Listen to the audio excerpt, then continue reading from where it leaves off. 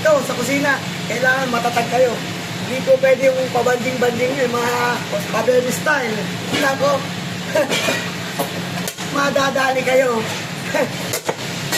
Sayang ang pinag-arayan, magsisisi kayo. Kaya kung hindi kayo malakas ang kalooban, hindi kayo matiisin, mahina ang inyong determinasyon, huwag na kayong mangusina.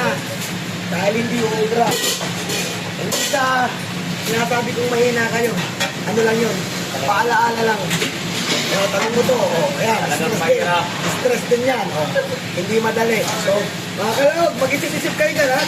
Huwag kayong pakyot, ha? Baka kayo pabarko-barko na dito sa kusina. Ay, nako. Kulinari na. Hindi pwedeng pagganong-ganon lang. Hindi ganon. May wala ganon. Pinakasan ka nito, pro. Walang ganon-ganon. Garnis-garnis. Baka magulat kayo. Tagabalag lang kayo ng sibuyas. Iyak pa kayo. Kunti lang naman babala yung sibuyas, mga kalawag. Pag onion soup, ano lang, siguro 200 kilo lang. Okay na ba yun? Kulinari, ha? Kulinari. Pero sa lahat, nagsisimula sa ganun. Hindi naman forever na nagabalat ka lang. Pag nakasurvive ka sa mga ganung sitwasyon na mga unang taon mo, pwede ka na. Pwede ka lang bananahin ng todo. Hindi ka na uuwi. Pero pag bago ka, hindi ka pababananahin ng todo. Relax ka lang. Kasi baka tumalon ka. Papalitan na lang natin kayo. Ngayon, ang banana, paunti-unti lang yan. Normal yan, real to tayo. Yung sa barko, banana yung sabihin, ipupush ka sa limit. Kasi inuulit yung trabaho sa kusina, talagang sobrang pressure. So, pag nakasurvive ka sa mga paunti-unting banana, minsan, senyorita muna, senyorita, banana. Diba? Tapos, sumunod, yung regular na banana, ano ba yun?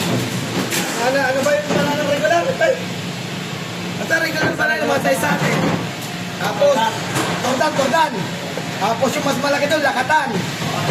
Ngayon, pag talagang magaling ka na, dito sa barko, kaya mo na, kahit plantin.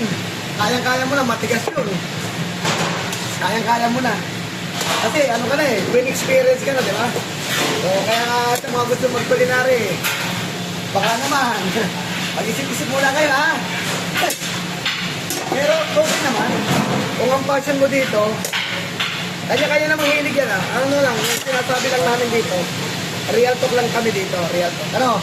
Huwag nyo mamasamain. Pasalamat kayo, may mga nag-a-advise sa inyo.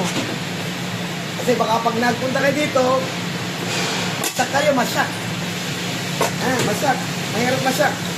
Kaya, alam niyo na. Alam niyo na. Maalaala niyo ako, minsan nakapanood niyo ako yung nagsabi, pag nagdiretso kayo, tapos di nyo kinaya, o kinaya nyo man. Sabihin nyo, tama pala. Tama pala.